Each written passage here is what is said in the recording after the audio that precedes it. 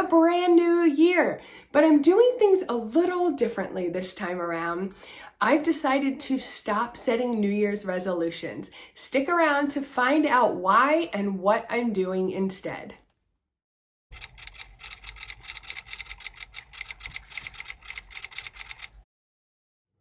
Hey there, my name is Kristin. Thank you so much for watching today. If we haven't met before, I make videos mostly about personal finance to help you master your money so you can live a more purposeful life. Happy New Year!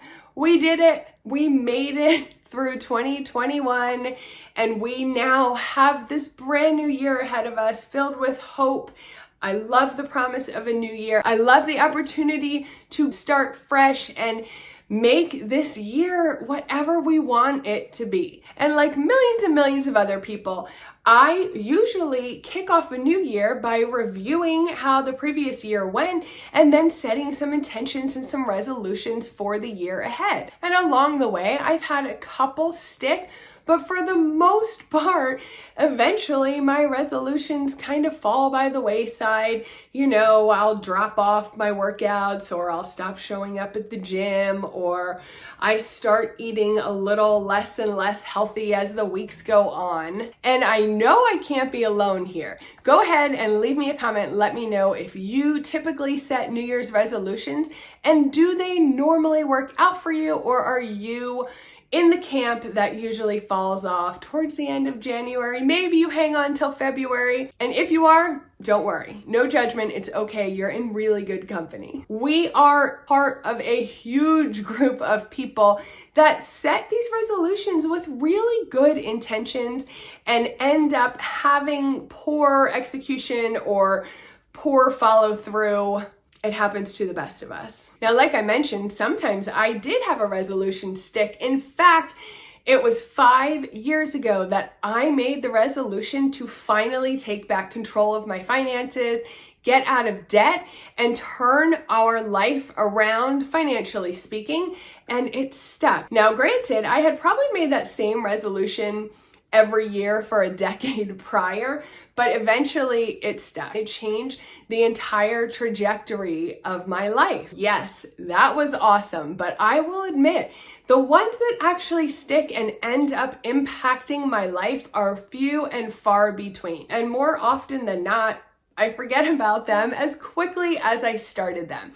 So for all of those reasons, I've decided that this year, I am no longer making New Year's resolutions. Instead, for 2022, I will be framing my resolutions as goals. Psychologically, I felt they were no longer working for me. They don't seem to hold me accountable or help me stay focused on what I'm trying to achieve throughout the year. And I think a big reason for that is that New Year's resolutions tend to be more generic in nature. Take a minute and think back to some of the previous resolutions you have made throughout the years. And so often they sound something like, I want to save money, I want to get in shape, I want to find a new job. And while that's all well and good, and there's nothing wrong with making resolutions like that, I feel as though we're missing out on an opportunity to get more nuanced with our resolutions,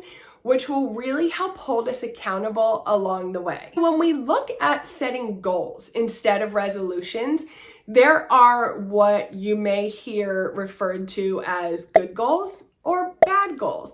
Now, it doesn't mean that one is going to get you in trouble and one is going to keep you out of trouble. Instead, those adjectives more so refer to the framework or the methodology that you're using to set these goals. And when we go back to those resolutions I just mentioned, and we say, I want to lose weight, again, that's very generic. It doesn't give you any information about how much weight do you want to lose? When do you want to lose the weight by? How do you want to lose the weight? It just says, I want to lose weight.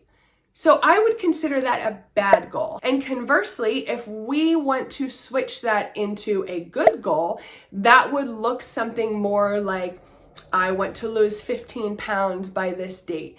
I want to go to the gym 3 times a week for 6 months. I want to lose 6 inches in each of my legs. Do you see the difference there? One is specific and one is generic. So that's what I mean when I talk about good goals and bad goals. Did that example give you clarity or just make things more confusing? Let's look at this another way. If you're not specific in your goals, and we stick with this example of losing weight, if your resolution or goal, however you want to refer to it, is simply, I want to lose weight. So if you lost a pound, did you achieve your goal? Are you a failure if you didn't lose 20 pounds? Maybe you lost 20 pounds, but you didn't actually cross over to that 20-pound mark until 2023. Then did you achieve your goal? Did you not achieve your goal? See, it's so hard to know when our goals or resolutions are kept so generic. Whereas when we're adding more characteristics and details and parameters to our goals, we're really able to quantify and measure and be very clear whether or not we reached that goal and when we actually achieved the goal. Now you're understanding what makes a good goal and a bad goal, and you're understanding why I've decided to focus more on goals versus resolutions.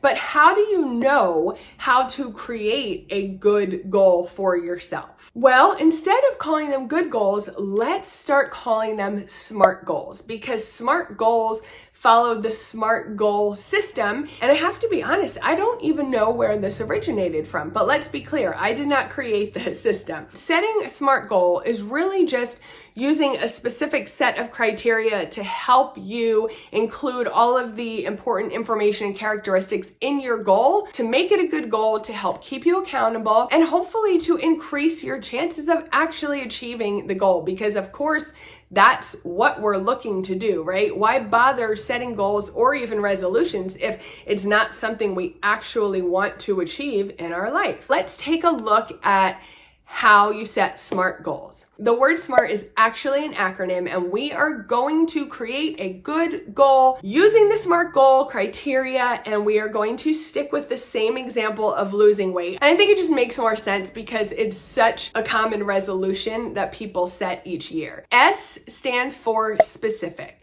Now, we did already touch on this. You want your goal to be specific. So instead of saying, I want to lose weight, be specific. How much weight do you want to lose? Do you want to lose a lot of weight, a little weight? Still too generic.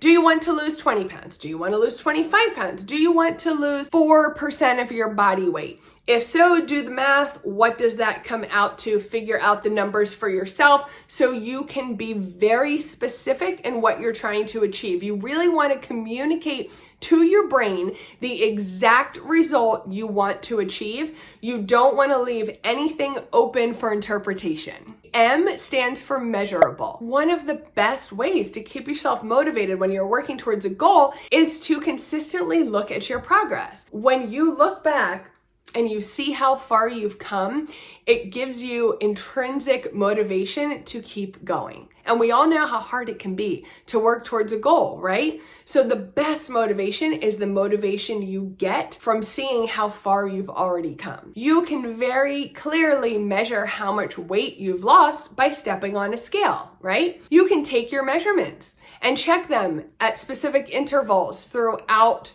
your journey. You can take progress pictures and clearly see changes along the way. So when you're setting your goal, make sure there's specific ways that you can measure your progress and see how far you've come. A stands for achievable, and this one is super important. As much as I love to set these huge pie in the sky goals, and I do believe it's very important to dream and let your mind wander to some of the wildest things you could possibly achieve, when you're looking at very specific goals, it is important to make sure they're achievable. Another way to say that is it's important to make sure they're realistic. So if you are someone who really is not overweight, perhaps you just notice your jeans are getting a little bit snug, but for the most part, you're already at a pretty healthy weight, To set a goal for yourself to lose 50 pounds would be unrealistic.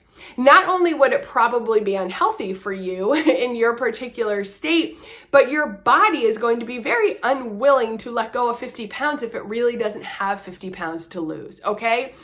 Conversely, if you weigh 300 pounds, setting a goal to lose 200 pounds in a certain amount of time may also be unrealistic. So there's a fine line between dreaming big and challenging yourself and setting unrealistic goals where you're actually setting yourself up for failure. So you want to set yourself up for success so that you're building your confidence, creating good habits along the way, not feeling like a failure at every single progress check. The letter R stands for relevant.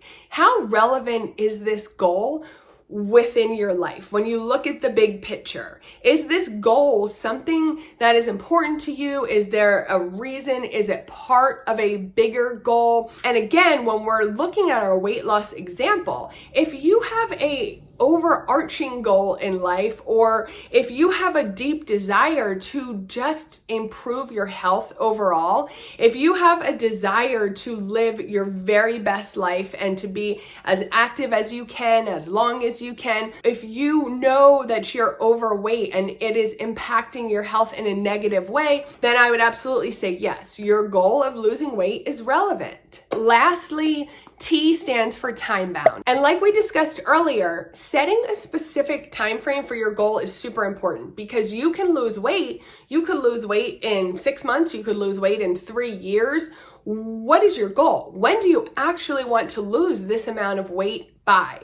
If you don't have a time limit or a time frame set, it's hard to stay motivated because you're just planning on losing weight at some point in your life, right? Setting that time frame or setting that completion date keeps you having the feeling of urgency. It's almost like a little bit of pressure that keeps you moving forward and keeps you working constantly to achieve that goal. I believe that using this method to set good, specific goals will be so much more advantageous to you than setting generic New Year's resolutions. If you are someone who set financial New Year's resolutions or New Year's goals, I currently have my top 2 best-selling budgeting products on sale for 50% off. These are the exact products I used when I worked to get out of debt. And you can find the links down below to get my budget spreadsheet template and my printable budget binder for 50% off. They'll be on sale for a couple more days. Be sure to use this code New Year's 50 to get 50% off. Let me know what you think. Have you ever used this system for setting goals? Are you someone who would prefer to just stick with New Year's resolutions? Or do you think this is a switch that would be good for you as well, to go from setting resolutions to setting goals? And if you liked this video, I hope you'll consider subscribing for more content like this, and be sure to go ahead and ring the bell so you'll be notified when the next one comes out. Thank you so much for being here today. I really appreciate you, and I hope you reach all of your goals or resolutions in this new year. Have a great day. Bye. Talk to me, baby.